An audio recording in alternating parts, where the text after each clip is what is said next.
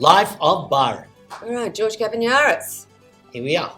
Well, you have experienced acting in iconic shows like Acropolis Now, Yep. Underbelly, Yep. Flying Doctors. Oh, yep. You also have quite an impressive theatrical resume. Yeah. Talk us through the difference between acting on TV, film, and stage. Well, one thing I'd like to talk about, which you kind of left out, was now I'm mostly known for doing stand-up comedy. Great thing about doing this show, it's not stand-up comedy. We're sort of fighting against that. So instead of talking into a microphone, we've got a fourth wall and we're reliving the scene or reliving the situation or the memory or whatever you call that thing.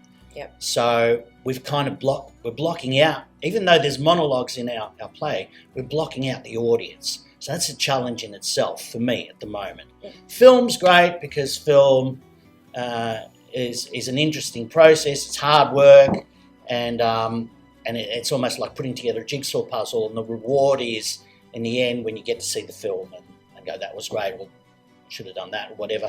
But performing live with stand-up, but also with theatre, it was getting the reaction, the live reaction from the crowd. And we sort of crave that. We love that. We feed off it. And it makes it all worthwhile. And when the audience applauds or laughs or even gasps or even is so quiet that you know they're so into it, that's a reward for us.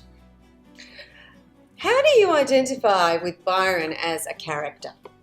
Yes, well, when we wrote the play, you know, a lot of me went into Byron, and a lot of Tony, the writer and our director, went into Byron, and then a lot of stories that we, you know, heard about other people's stories went into that character too. So there's a lot of me in Byron, but when it comes to the crunch, and that's that big decision of what he's going to do with his mum, I'm kind of the opposite of Byron.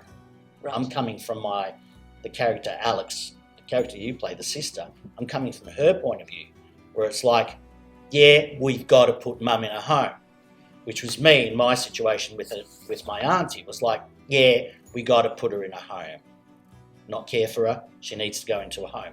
Where Byron's coming from this angle, hang on, maybe we should try looking after her. Yeah, and that probably comes from his guilt. And we're different.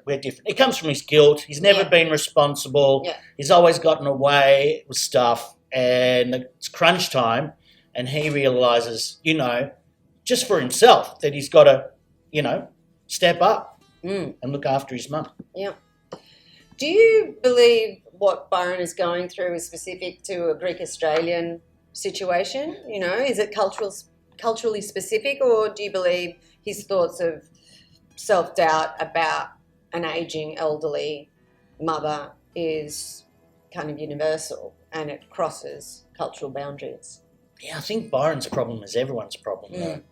Whether you are Greek or not, I don't think that has anything to do with it. I think we're all, and anyone that's you know, heard us do this, you know, as a reading or has seen a rehearsal, have gone, I understand exactly where you guys are coming from, because we're going through that too, or we know someone, or we're wondering, what are we going to do in this situation?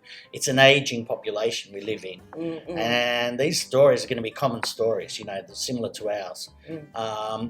Look, the Greekness, I guess, you know, I'm Greek, you're Greek, Tony's Greek, the writers are Greek, Sally's not Greek, but she's been listening in. She knows a lot of Greek people too. So that's our vehicle. You get into the little Greek car and we tell our story.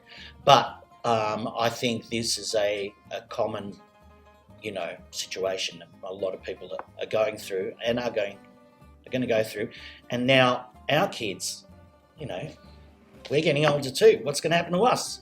You know, our kids I grew up, you know, being very, you know, family sort of person, but my kids aren't really trained in that family way. So they're going to kind of go, yeah, lock them up.